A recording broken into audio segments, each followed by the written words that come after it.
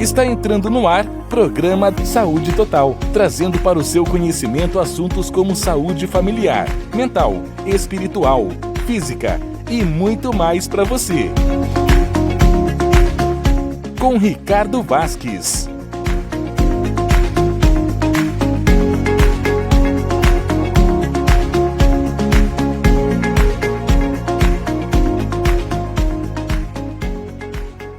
Ladies and gentlemen, senhoras e senhores, está começando na sua TV web Grupo RC1, o seu, o nosso, o vosso programa Saúde Total, sempre falando sobre os 7 níveis de saúde, física, espiritual, mental, familiar, relacional e muito mais.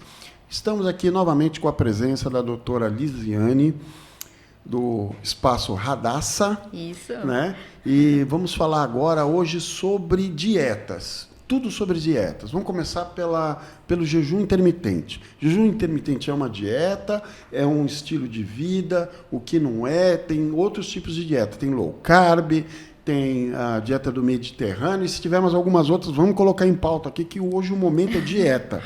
Vamos entrar em forma, né? Vamos. Então tá. Vamos começar pelo jejum intermitente. Doutora, fala tudo que você sabe, tudo que você pesquisou, tudo que você já sentiu nos seus clientes. Vamos lá, o espaço é seu. Obrigada, boa noite, pessoal. Com relação ao jejum intermitente, se me fizesse essa pergunta há uns 3 ou 4 anos atrás, eu falaria que eu era contra.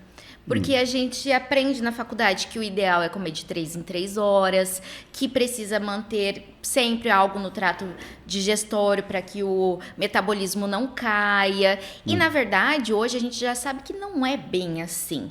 Claro que tem pessoas que vão se adaptar, vão ficar muito bem com o comer de 3 em 3 horas, mas não necessariamente isso é verdade, né? O jejum, ele acaba fazendo com que a gente respeite mais o que a gente chama de ciclo circadiano. Nós somos seres diurnos. Nosso metabolismo foi feito para viver durante o dia e descansar durante a noite. E o descansar envolve o não se alimentar. Então, passar 12 horas sem consumir nenhum alimento não é nenhum jejum. É simplesmente o que é fisiológico. Nós não somos feitos para comer nesse período mesmo. Certo. Então, depois das 6 da tarde, o ideal é que ninguém comesse. E só depois das 6 do próximo dia que seria o recomendado. Só que seria o ideal. Seria o ideal, seria mas o perfeito. Não acontece. Não acontece, porque eu, particularmente, não chego em casa às 6 horas da tarde. Eu chego sempre muito mais tarde. Então, já não é possível, por exemplo, fazer essa estratégia, a não ser que eu me organize bem. Mas falando exatamente do jejum, ele acaba sendo considerado jejum depois que a pessoa passa pelo menos 14 horas sem se alimentar. E essas 14 horas pode ser levada por muito mais tempo. 14, 16, 18, 20, 24. Ah, mas isso não vai trazer um dano para a pessoa? Ninguém vai começar um jejum, ninguém deve começar um jejum de 24 horas. Realmente, isso vai trazer, a pessoa vai ficar mal, não vai ficar bem, ela vai ficar fraca, pode desmaiar. A pessoa começa com um jejum de, se ela é acostumada a jantar à tarde e tomar, por exemplo, eu janto, a pessoa chega e fala, eu janto 8 horas da noite e 6 horas eu tomo café da manhã para ir trabalhar. Começa comendo às 8 e pulando esse café da manhã, indo só pro lanche. Na semana seguinte, faz um espaçamento de 1 hora, 2 horas a mais para o corpo ir se adaptando. Certo. E os benefícios do jejum intermitente, né? Ficar esse período sem se alimentar faz com que a gente tenha uma regulação de hormônios. E isso faz com que a gente mantenha o cortisol, que é um hormônio do estresse, da ansiedade, da raiva, mais controlado. Então, não tendo esse hormônio tão elevado, é mais fácil manter a alimentação saudável.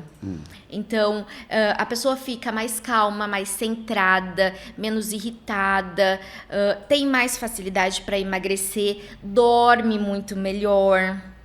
Eu tenho esse problema, doutora. Eu faço bastante jejum intermitente, mais durante a semana. De domingo a sexta-feira, eu já cheguei a ser, na época da pandemia, eu fui radical.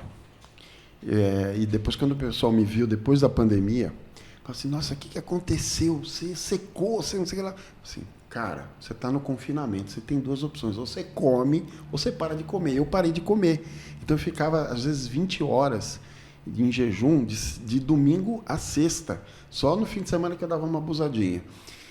Meu, eu derreti, literalmente eu zerei, sabe? Foi muito legal. Então, e à noite, eu percebia que no final de semana, quando eu comia um pouco mais à noite e tal, o sono ficava ruim. É pesadelo, Sim. É aquele incômodo, aquela coisa arada toda. Mas voltando lá para o jejum, tem diferença entre 14, 16, 18, 20, 24? Tem. Tem diferença? Tem diferença sim.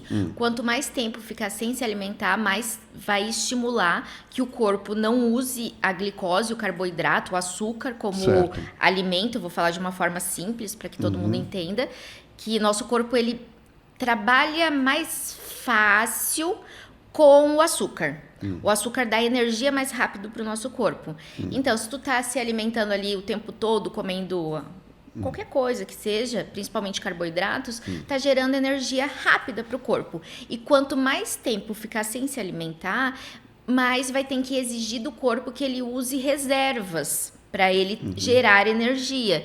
Então, se tu passar 12 horas sem se alimentar, tu vai entrar ali vai estar com uma taxa metabólica. Agora, se tu passar 24, por exemplo, tu vai estar usando outras reservas. Tu não teve aquela ingestão de carboidrato rápido.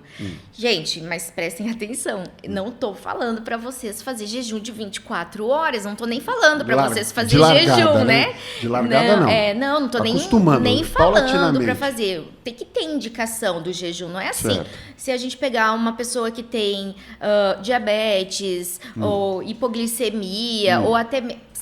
Só um exemplo, problemas de pressão. Eu não vou falar para essa pessoa fazer jejum, não vai dar certo para ela, é até perigoso. Não façam, procure profissional para orientar. Deixa eu entender. Você falou, diabético pode ou não fazer? Não, eu não aconselho, a não ser que seja com uma supervisão bem rigorosa. Porque o diabético, ele tem que estar muito bem controlado, o corpo dele tem que estar adaptado àquela situação. Se ele parar de consumir o alimento, certo, a sua insulina vai desregular, ela pode subir muito ou cair muito, e a gente pode levar o paciente a um coma. Entendi. Então, gente... Perigoso, cuidado. Tá. Isso eu não estou dizendo que é bom nem ruim, tem que ter indicação. Tá. Então, o diabético só com uma supervisão muito próxima. Bem próxima. Qual outro paciente que a doutora falou? Pacientes que têm alguma patologia instalada. Certo. Com desordens metabólicas. A gente poderia falar dos renais, a gente poderia falar dos hipertensos.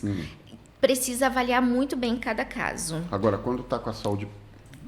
Um dia não tem problema. É ótimo fazer, não precisa fazer a semana inteira. Façam aí 1 ou 2 dias na semana, tá ótimo. Não há necessidade de fazer todos os dias. Se vocês fizerem 1 ou 2 vezes na semana, isso já vai ativar o metabolismo. Já vai fazer com que o corpo tenha um estímulo diferente. Diferente que se, por exemplo, que nem tu falou que começou a fazer o jejum na pandemia. Se tu ainda estiver fazendo jejum, isso não é mais diferente pro teu corpo. Ele já se adaptou. E ele não vai mais responder da mesma forma. Tenho que ser honesto com a doutora.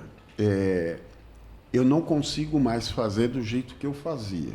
Do jeito que eu fazia, eu fiquei assim bem radical e o meu corpo estava se acostumando. Tanto é que quando eu comia alguma coisa à noite, fim de semana, às vezes eu passava mal. Hoje eu consigo fazer. Agora, quando eu consigo fazer de domingo a sexta, é uma comemoração, mas às vezes eu não consigo. Eu tô meio a meio. Quer dizer, mas também não é tão prejudicial assim, né? Fazendo... Olha, como eu trabalho, como eu gosto de trabalhar, tudo intercalado. Nada para sempre. Nenhuma estratégia eu costumo falar que é para sempre. Entendi. O jejum é legal por um período, aí tu faz o rodízio com outro perfil de dieta. Pode intercalar aí com uma low carb, com uma cetogênica, uma mediterrânea. Vai intercalando, porque o corpo, ele é muito inteligente. Ele se acostuma. Ele se acostuma, só que ele tem uma esperteza que eu falo que não é boa, porque ele quer voltar ao pior que a gente já foi. Por quê? Para reservar mais gordura, sobrevivência mesmo, né? Lá de trás. Na época das cavernas. Das cavernas. Das cavernas. Eu costumo falar isso para muita gente que quando fala, mas essa dieta de ficar sem comer e tal, eu falo assim, peraí, vamos voltar no tempo, mas vamos voltar bastante no tempo. Na época das cavernas, a gente não comia todo dia. Não tinha geladeira, não tinha nada, não tinha essa opção de alimentação toda hora, fácil e tal. Você tinha que caçar para comer. E quando caçava e comia, e depois até caçar de novo e fazer era difícil, né? Tu falou uma coisa muito interessante que eu acabei não falando. Gente, continuo falando. Nada para sempre, tudo por um período. Não é porque o Ricardo secou que todo mundo vai secar, não é porque deu certo para ele que vai dar certo para todo mundo. Eu indico sim o jejum intermitente por períodos. E quando a pessoa já atingiu o objetivo nutricional dela, eu indico que ela faça 1 ou 2 vezes na semana só. Para quê? Para melhorar a memória, cognição, concentração. E o Ricardo falou agora que lá atrás, nos primórdios, como que era? A gente caçava, comia e era isso. Mas o que a gente caçava? Bicho, tá. Agora me diz uma coisa, eu tô fazendo um jejum. Eu vou quebrar o jejum de que forma? A doutora quer chegar. Porque lembra que a gente conversou sobre isso um tempo atrás? Lembro. Que eu fiz essa pergunta pro Ricardo, ele veio me perguntar o que eu achava do jejum, e a minha primeira pergunta para ele foi, como que tu quebra esse jejum? Porque fazer jejum só de parar de comer, não necessariamente, não adianta. Não adianta nada. Tem que ter uma quebra do jejum certa. Vamos lá, tu se manteve em restrição calórica, passou 14, 16 horas sem comer nada, aí tu vai lá e come um pãozinho, uma bolachinha. Acabou. Não. Já jogou fora todo o esforço. Não vai. O negócio é comer proteínas. Proteína, gorduras boas, alimentos, fibras. O que eu costumo comer quando eu quebro o meu jejum? Ovos, aí eu como amendoim, que é uma gordura boa, aí como semente de abóbora, que eu adoro, que dizem que faz bem para próstata, tal, não sei o que lá, homem e tal. Eu gosto bastante. E ovos e depois uma fruta. Maçã, adoro maçã. Nossa, não fico sem maçã. Maçã, 2 maçãzinhas daquelas galas mais pequenininhas assim, e uma laranja, gosto bastante. Legal. Tá certo, tá não, errado? tá ótimo. É isso mesmo? É isso. Agora, então eu vou dar uma outra dica para vocês de uma forma mais simples, se a pessoa não tem essa disponibilidade de quebrar o jejum dessa forma que tu tá fazendo. Porque às vezes a pessoa vai fazer uma alimentação já no trabalho, já fica inviável, tudo isso, né? Gente, levem ovos cozidos com a casca pro trabalho. Pega os ovos, cozinha lá, deixa na casca e leva assim pro trabalho. Chegando lá, descasca teu ovinho e come. Não vai ficar cheiro, ninguém vai reclamar. Certo. É uma estratégia boa. Outra, queijo regado com azeite. Pega um queijinho branco, coloca um orégano, rega com azeite. Queijo branco, não mussarela. Se não tiver o branco, até iria, mas o ideal é o branco, né? O branco que é menos gorduroso. Que é menos gorduroso. Certo. Joga um azeite que é gordura boa, um orégano que tem vários fitoquímicos que ajudam em muitas coisas. Leva também, ou simplesmente coma uma colher de azeite. Bota o azeite na colher. Eu adoro fazer isso. Nossa, quando falaram de azeite, eu costumo comer, mas se você comer o azeite quebra o jejum. Não? Não. Ah, não? Não. Se tomar ali uma colher de sopa de azeite, ou tomar uns 10, 15 gramas de proteína, um whey, uma creatina, uma glutamina, não vai quebrar o jejum. Não quebra o jejum intermitente? Não. Porque quando eu vou para academia, eu não como nada, eu só tomo café, tá? E às vezes eu tomo uma água com limão, ou eu tomo uma água com... você vai também falar bem disso, tenho certeza. Vinagre de maçã, daqueles orgânicos, eu coloco 2 colherzinhas e tomo, dizem que ajuda bastante. Ajuda mesmo. E eu tomo também, eu criei um hábito que eu preciso voltar, eu parei de fazer, gente do céu, eu parei de fazer e eu sei que a doutora também vai dizer que é muito bom. Eu tomo cúrcuma, que é o açafrão, mas eu procuro o açafrão puro. Eu sou louco, eu ponho 2 colheres, 1 colher de sopa, de chá, aquela maiorzinha, não aquela pequenininha, aquela média, um pouquinho maior, num copo, mexo com água e tomo. E eu tomava com azeite. Só que aí eu conversei com outro nutricionista, não era doutor, e ele falou assim, não, a gordura, se você toma azeite, você quebrou o jejum. Então eu tomava só a cúrcuma, mas aí a cúrcuma com o azeite que dá uma potencialidade maior, né? Vou responder por parte. A gordura não vai quebrar o jejum para a finalidade realmente nutricional dele, porque, como eu falei antes para vocês, a nossa primeira via metabólica, o que primeiro o nosso corpo usa de substrato é o açúcar. Então, se tu tá dando uma fonte de gordura, ele não vai conseguir entender que aquilo já é energia rápida. Isso vai conseguir te manter mais estabilizado, mas não vai quebrar essa via. Ah, não? Não vai. Então eu posso tomar antes da academia? Pode. E o cúrcuma também? Só que daí, aí eu vou... A cúrcuma... Gente, a cúrcuma eu falo que é vida, né? É o açafrão da terra que a gente conhece. Ele é um anti-inflamatório, antioxidante muito bom. Claro que tem que prestar atenção se ele é puro ou não. Se ele não vem misturado com amido, se não vem misturado com outras coisas. Agora, o legal é fazer um shotzinho de manhã. Eu indico bastante isso. O que seria o shot? O shot nada mais é do que um shot, uma dose pequena de um concentrado. Aí o que a gente pode colocar nesse concentrado? Depende da finalidade. Se tu quer ir pra academia, vamos colocar cúrcuma, um ginseng, um gengibre, um ginkgo, uma pitadinha de pimenta do reino, que a pimenta do reino... isso também eu ponho junto a pimenta do reino, ela... Potencializa a cúrcuma. A curcumina, na verdade, que é a propriedade. E um meio ácido. Aí pode ser um vinagre de maçã ou um limão. Nossa, eu vou fazer isso então. Gente, não, sério. É gostoso? Não é. Não é gostoso. Não é agradável. Não é gostoso. É tomar um... Só um minutinho, doutora. Suco. Pessoal do canal aí. Presta atenção, ela vai passar de novo a receita. Olha lá, receita para tomar de manhã, que não quebra o jejum e é excelente. Vai, vamos lá de novo. Uma colherzinha. Duas situações. Uma seria a colher de azeite. Certo. E o shot. O shot, o que é? Um pouquinho de água, 1/4 de um copo. Uma colher de sobremesa de cúrcuma, o açafrão da terra. Uma colher de café de gengibre ralado ou moído. Uma colher de café de ginseng e de ginkgo. Isso aí é um super pré-treino, viu? Mais meio limão espremido ou uma colher de sobremesa de vinagre de maçã. Pode ser os dois? Não tem necessidade. Mas dizem que o vinagre de maçã tem uma propriedade e o limão outra. Sim, ou não? Mas para a finalidade do shot, é ter o meio ácido para absorção. Tá. Agora, se tu quiser potencializar, eu só falo assim, presta colocar isso tudo no copo e tomar, precisa ser forte, hein, doutora? Mas assim, ó... Não é fácil, não. Eu aguento. Eu aguento, porque eu sempre já tomei isso aí, já fiz esse shot. Mas não é bom mesmo. E quem disse não é palatável, que... mas não faz é gostoso. Bem. Não é gostoso, mas faz bem pra caramba. Mas tá aí... Fecha Nem tudo que é bom, né? Fecha o nariz e vai. E manda pra baixo. Vai, porque ficar doente também não é bom, tomar remédio também não é bom.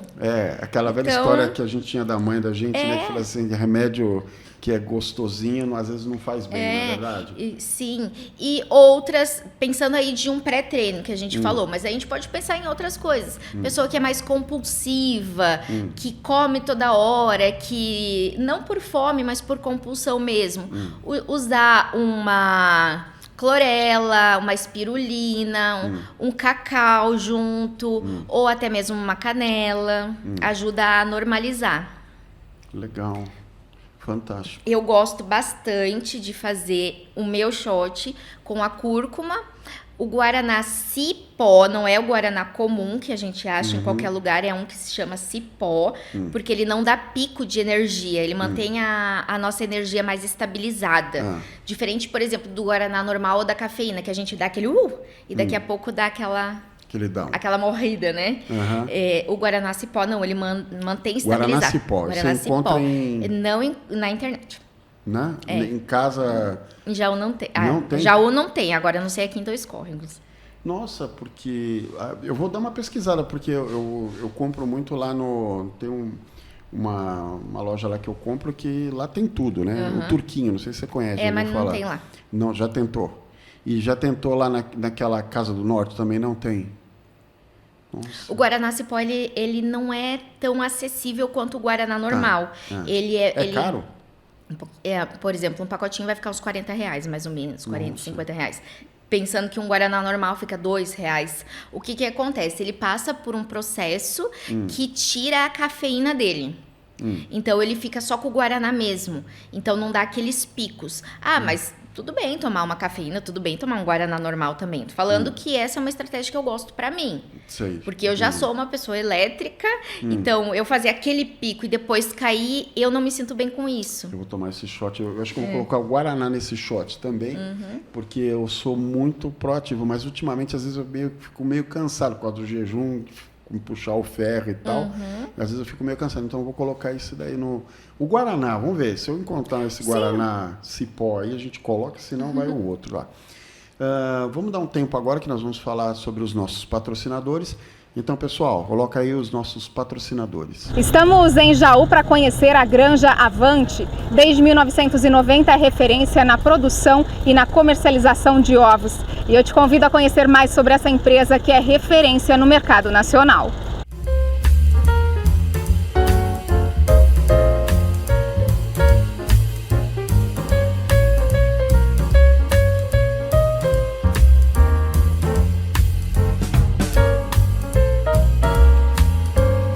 A Granja Avante foi fundada por 5 irmãos na década de 90. A empresa familiar já soma 32 anos de profissionalismo e sucesso.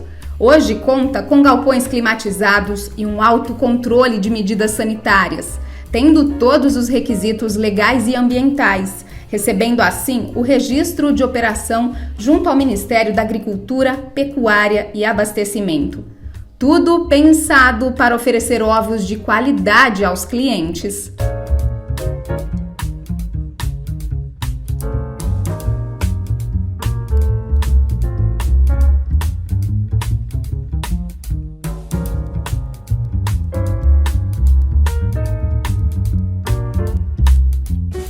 A Granja Avante é uma empresa familiar. Ela tem início na década de 90 com 5 irmãos. Esses 5 irmãos comercializavam ovos na rua e em pequenos empreendimentos. Com a expansão das vendas, acentua a necessidade de melhor qualidade, de buscar qualidade para esses clientes que eles estavam fornecendo, né? Aí surge a ideia de montar a granja e ter, assim, a sua produção própria. Hoje, nós atendemos todo o interior de São Paulo, prezamos sempre a qualidade, desde a compra dos melhores insumos, até treinar toda a equipe, aquele colaborador que vem novo. Então, a gente faz muito esse trabalho, tá? ênfase na qualidade para atender o cliente final. Então, essa junção vai resultar no quê? Na referência que nos tornamos hoje. Tanto na produção quanto na comercialização dos ovos, hoje no interior de São Paulo, nós nos tornamos referência.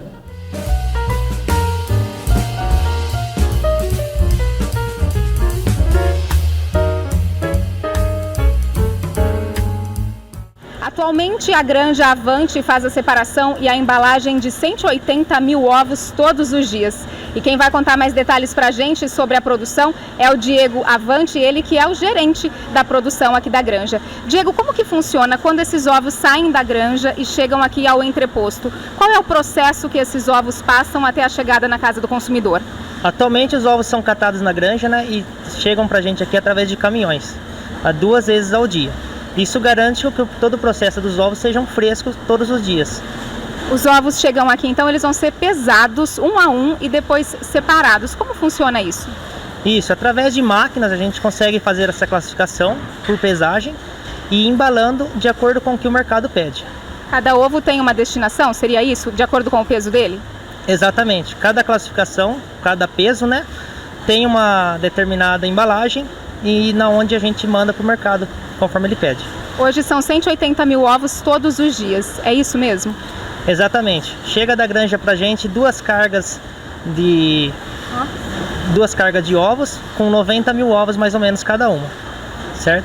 Isso a gente faz a classificação e a embalagem delas. São quantas caixas e quantas bandejas, você tem ideia? Ao final do dia totaliza aí 180 mil ovos, que dá em torno de 500 caixas dia. Cada caixa tem quantos ovos? 360, é isso? 360 ovos com 12 bandejas cada caixa. Todos os dias, ou seja, o ovo chega muito fresco para o consumidor final. Exatamente, até esse processo de colher 2 vezes na granja é para garantir esse frescor na mesa do nosso consumidor.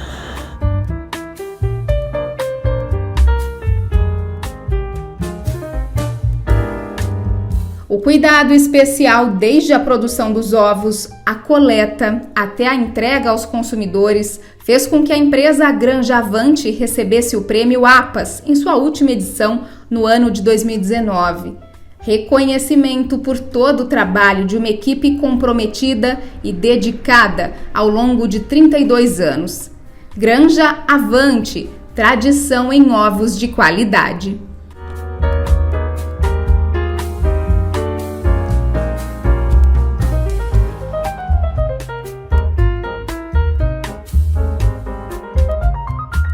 Quais os 8 benefícios que comer ovos todos os dias podem trazer para a sua saúde? 8º benefício, eles ajudam seus olhos. Como eu falei, os ovos têm alguns antioxidantes, especialmente luteína e zeaxantina. Uma das consequências do envelhecimento é a piora da visão. Então, eles ajudam a neutralizar alguns dos processos degenerativos, como cataratas e degeneração macular relacionada à idade, que é a principal causa de cegueira em pessoas com mais de 55 anos. E a gema do ovo contém luteína e zeaxantina. Então, não adianta comer apenas a clara. Você vai perder esse benefício. Além disso, os ovos são ricos em vitamina A e a deficiência de vitamina A também pode causar cegueira. 7º benefício, os ovos podem melhorar seu cérebro. Os ovos são ricos em colina, que é um nutriente importante para seus neurônios e que a maioria das pessoas não consome o suficiente. Um ovo inteiro é uma excelente fonte de colina. Contém mais de 100 mg desses nutrientes, estando entre as fontes com maior quantidade de colina que existe. A colina é usada para construir membranas celulares e nosso cérebro e sistema nervoso precisam dela para memória, para humor, controle muscular e outras funções.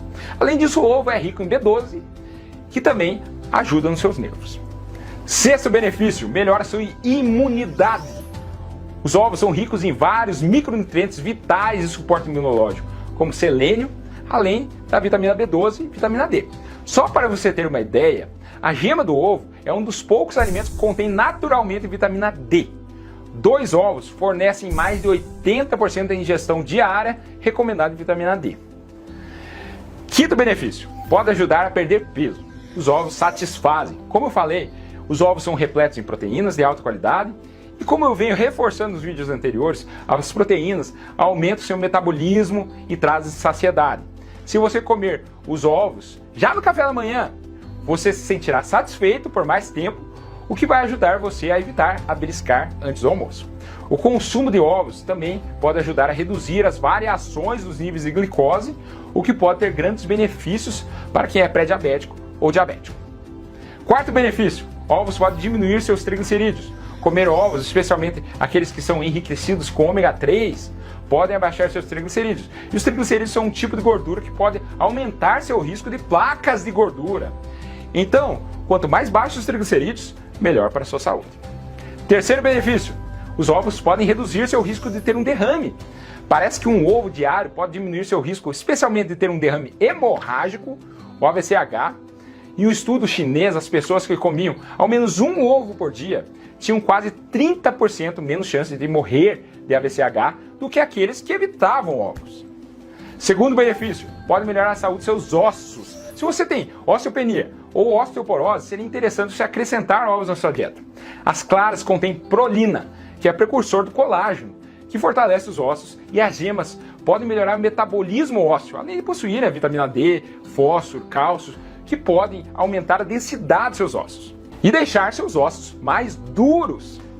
E 1º benefício, os ovos podem aumentar seu HDL, colesterol bom. Voltando ao tópico do colesterol. Quem ingere 2 ou mais ovos por dia pode aumentar seu HDL, o colesterol bom, em cerca de 10%. Claro, o LDL, que é o colesterol ruim, nos 30% que são hiperrespondedores, os 2 ovos também podem aumentar o LDL. Mas tem um porém. O consumo de ovos parece alterar o padrão de partículas de LDL. De LDL pequeno e denso, que faz mal para a sua saúde, para o LDL grande, que tem menos risco de doença cardíaca. Programa Saúde Total, com Ricardo Vasques. Pessoal, estamos de volta aqui. Agora vocês já viram um dos nossos patrocinadores. E por falar um dos nossos patrocinadores, como estamos com uma nutricionista, vamos falar de ovo, né? Porque a gente acabou de ver aí ovos Avante. Doutora, fala uma coisa. Uns falam que tem problema, outros falam que não tem problema. Comer ovo cru é ruim? O problema do ovo cru é a salmonela. Mas hoje em dia, com toda essa preocupação de hormônio, disso e daquilo... Não, gente, esquece essa história que galinha toma hormônio. Galinha não toma hormônio, não. Quer dizer, tomou vacina, essas coisas tudo mais. Isso não melhora a qualidade do ovo? Não, mas ainda tem o risco da salmonela. Eu não recomendo você sair comendo, tomando ovo cru. Quer dizer, cru, aquele não. lance do Rock Balboa lá, que ele quebra os ovos lá e... Não aconselho. Não aconselho. De forma nutricional, olhando por todas as áreas da nutrição, pensando em saúde, não saúde física exatamente, mas a parte de doenças, contaminação mesmo, certo. Eu não indico, não. Tá. E em termos nutricionais, tem diferença do ovo cozido, do ovo cru, assim, em termos nutricionais? Tem alguma diferença ou não? Eu dei uma pesquisada, falaram que perde uns 30% ou não? O modo de preparo sempre vai influenciar. Tá, nunca frito, né? Não, e assim, tem o cozido, tem o pochê, tem o... Enfim, todos os meios, eles vão mudar alguma propriedade. Certo. O ovo cozido, ele vai estar com uma concentração maior de albumina, uma quantidade maior. O mexido já vai diminuir bastante o fator antinutricional, que é aquela coisa que a pessoa fica voltando o ovo depois. Certo. E cada preparo realmente tem uma perda e uma modificação nessa molécula. Ela não está mais intacta, né? Ela teve uma modificação. Então, realmente, vai ter ou um ganho, que pode ser o não ter o fator nutricional, né? O antifator nutricional, ou uma perda de proteína, depende como for fazer. Ah, tá. Então, ovo cru. O ovo cru, não é ovo cru, a molécula está intacta. Então, ele está ali com todas as proteínas, com todos os lipídios, com tudo intacto. Colina, enfim. Certo, tudo em cima. Tudo ali. Só que a gente tem o risco da salmonela. Eu não indico. Entendi. Não, tá certo. Se a doutora falou, quem sou eu para contrariar, entendeu? Mas tá. Agora vamos falar do outro. A gente falou bastante de jejum intermitente. Agora vamos falar. Existem outras estratégias de dieta, a low carb, a cetogênica. Tem mais algumas outras aí? Por favor, doutora, vai. Vamos falar. Vamos falar primeiro da cetogênica. Vamos. É assim, gente. Dieta toda semana é lançada uma. É a dieta da batata doce, é a dieta do frango, é a dieta do ovo, é a dieta da sopa, é a dieta do suco, é a dieta da maçã, do limão. Dieta toda semana tem uma nova. Mas vamos falar assim, realmente, da cetogênica. Das clássicas. A dieta cetogênica, meu ponto de vista, é uma das melhores. Ah, é? É. Meu ponto de vista é uma das melhores. Porque a gente, antes do que a gente estava comentando sobre o jejum, de usar uma via metabólica diferente, é isso que acontece na dieta cetogênica. Porque a gente não é que não vai consumir carboidrato, não é isso, mas vai consumir tão pouco carboidrato que a gente não vai ter aquela energia rápida. O corpo vai se forçar a puxar energia de algum outro lugar. Ou seja, reservatório de gordura. Entendi. Então, é a dieta para quem quer emagrecer, a melhor. É a dieta que, para quem quer manter foco e concentração, é a melhor. É a dieta para alguém que está com alguma célula neoplásica, passando por algum processo de quimioterapia, enfim. É uma dieta que é muito legal, porque o carboidrato é um alimento mais fácil para todas as células, inclusive as cancerígenas, né? Certo. E esse processo de fazer o corpo queimar a gordura é mais rápido do que a gente fazer o convencional. Entendi. Deu para entender? Deu. Agora, na cetogênica, o que pode comer, o que não pode comer? Para fazer uma cetogênica, a gente tem que ver primeiro quem é a pessoa, quanto ela pesa, e fazer a distribuição de macronutrientes dentro desses parâmetros. Mas, basicamente, a pessoa vai consumir gordura boa e proteína boa. Muitas pessoas vêm e fazem a dieta da proteína, que pode comer bacon, calabresa, linguiça e piriri. Não, não, você está consumindo alimentos que são artificiais, que são adicionados de vários conservantes, corantes, enfim. Errado. Não é o ideal, né? Certo. O ideal seria comer uma proteína boa. O que é proteína boa? É carne, ovo... leite para algumas pessoas que toleram, peixe, carnes no geral. Aí, carnes no geral. Pode ser carne de porco, pode ser a costelinha de porco, pode... Você pode comer a gordura? Pode. Pode. Pensando nessa Nós estamos falando de cetogênica. Pensando na cetogênica, pode comer todas as gorduras das carnes. Tá. Eu gosto muito de fruta, de maçã. Comentei isso num outro programa que a gente estava conversando. Num caso de uma cetogênica, não é aconselhável? Não. No caso da cetogênica, não. A maçã tem bastante frutose e essa frutose ela entra rápido na corrente sanguínea, então ela vai quebrar o que a gente quer. Na hora que tu entrar em contato com alimentos mais glicídicos mesmo, que são mais fontes de açúcar, esse pico que a gente quer de chegar na quebra da gordura, ele é interrompido. E como a gente sabe que entrou num perfil de cetose, estou fazendo cetose, é quando o hálito fica diferente. A pessoa está respirando e não tá um hálito muito bacana. Sabe aquela coisa diferente? Sei. Não uma halitose, não é isso. É um hálito diferente, assim como se fosse parecido com uma acetona mesmo. E, gente... isso não mata, fiquem tranquilos, porque o diabético, ele entra em cetose diabética, mas é totalmente diferente, não é a mesma coisa que a gente está falando aqui de uma dieta normal. Então, fruta não Algumas cabe. frutas entraria, por exemplo, morango, goiaba, caju, em uma quantidade pequena de abacaxi. Mas maçã não. Maçã não. Abacate entra, abacate pode. Abacate pode. Abacate é gordura boa, gordura, né? né? Mas maçã, se comer, quebra todo o esquema. Não vou dizer que quebra todo o esquema, porque vai ser o que tu vai fazer na somatória das 24 horas. Tu vai poder ter uma fonte de carboidrato. Agora, essa fonte de carboidrato vai ser toda só da maçã? Ou tu ainda vai comer uma folha, vai comer um legume? Porque também não são todos os legumes que entram, são alguns. Entendi. Nossa, é uma coisa bem detalhada, né? Qual outro tipo de dieta que a doutora fala? Low carb? A low carb é muito parecida com a cetogênica, só... Não, vou falar diferente. A low carb, ela é muito parecida com convencional, só que com menos carboidrato. Ou uma cetogênica que tenha mais carboidrato, daria pra gente entender dessa forma. Porque vai entrar as gorduras boas, as proteínas boas e um pouco mais de carboidrato, que é a cetogênica, mas não a quantidade convencional, é diminuída. Então, se seria o ideal 50% da refeição total da pessoa de carboidrato, a gente vai colocar ali uns 40 de carboidrato e dividir os 60 entre gordura e proteína. Ah, tá. Gordura e proteína. Carboidrato do quê? No dia, nas 24 horas. 24. Mas isso na low carb? Então é só 40 de proteína? Não. 40 de carboidrato. 40 de carboidrato e o restante distribui entre 60... proteína e gordura. Ah, tá. Aí já entra numa low carb. Uma low carb. E qual outro tipo de dieta que a doutora conhece que é aconselhável dessas clássicas? Tem mais alguma? A gente esqueceu alguma? Eu acho que as clássicas são essas, né? Essas o jejum intermitente, a low carb, a mediterrânea, que a gente conversou também, que é a mediterrânea. A mediterrânea é bem bacana também. A mediterrânea, ela tem um perfil bem parecido com a low carb. Não tem muito carboidrato de índice glicêmico alto, que é aquele que vai rápido pro sangue, que vira açúcar logo.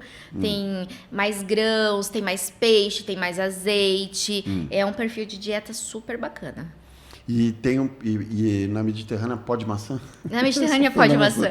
Nossa, eu sou fã de maçã, gente do céu. Inclusive, depois que eu comecei a fazer o programa, antes de fazer o programa, a gente teve um treinamento, né? E o professor lá que estava fazendo esse treinamento de locução, de um monte de coisa, uma das primeiras dinâmicas que ele fez do hábitos, vocês vão ter que comer uma maçã por dia. Eu falei, nossa, é isso?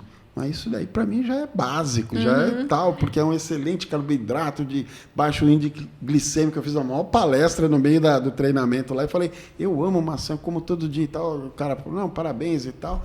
Aí eu fiquei mais fã da maçã ainda. Falei, quer dizer que além dos benefícios, ainda faz bem para a voz. Isso né? eu não sabia, né? Faz bem para a voz, né? Ela regula e tal, as cordas vocais e tal. Ele explicou lá com mais detalhes. Mas aí eu fiquei fã de vez da maçã, né? Então você pergunta, pô, uma maçãzinha e tal. Então, na Mediterrânea pode. Pode.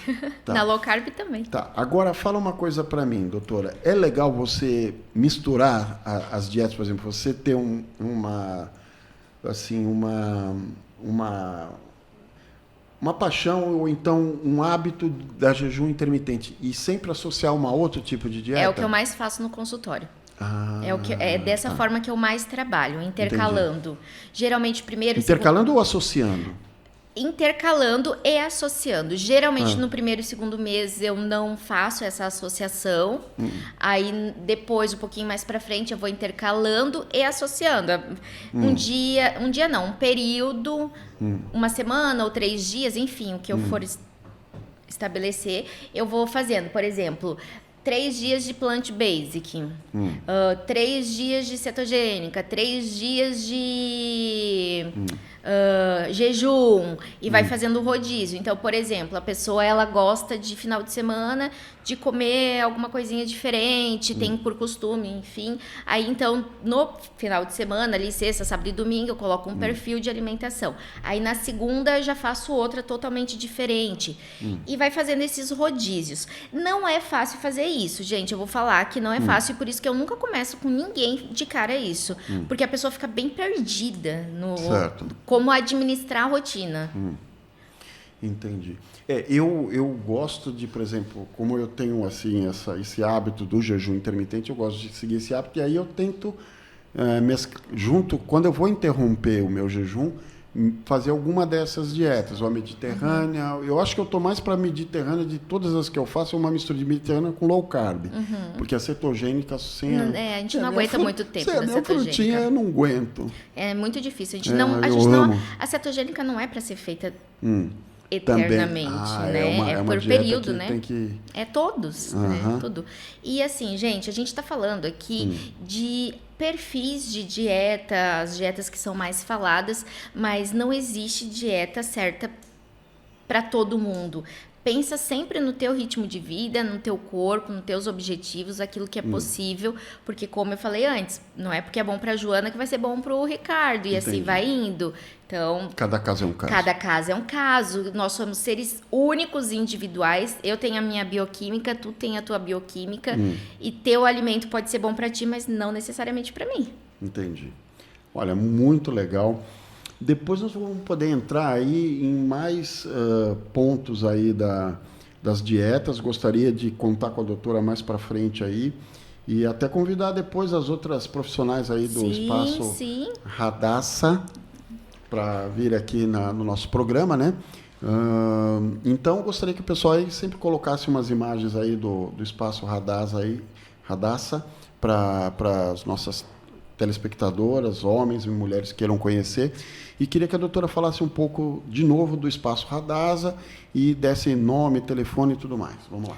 O Espaço Radassa, ele está em Jaú, localizado na cidade de Jaú.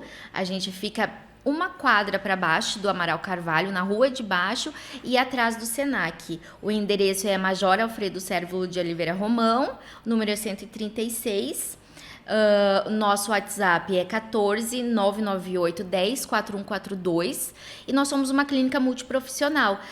Nós temos quase todos os profissionais ali dentro. Então, se tu precisar de um terapeuta, nós temos. Se tu precisar da esteticista, nós temos. Se tu precisar do fisioterapeuta, nós temos. Da nutricionista.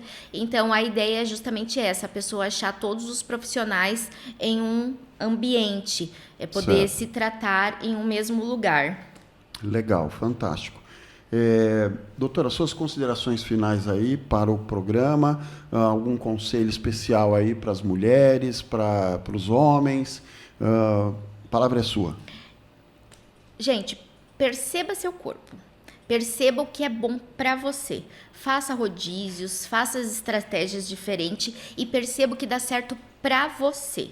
Nós somos únicos, como eu falei, e alguma coisa vai dar certo e outra não. Então, perceba o que é bom para você. Se respeite. Respeite seus limites e não se compare com ninguém. Ótimo. Agradeço a sua presença mais uma vez aqui, doutora Lisiane. Pessoal do programa Saúde Total, fiquem com a gente. Agradeço muito a sua audiência e até o próximo programa. Fiquem com Deus. Até o próximo programa.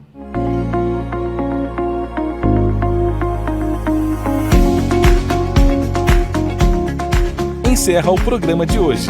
Saúde Total. Até o próximo programa. Espero você.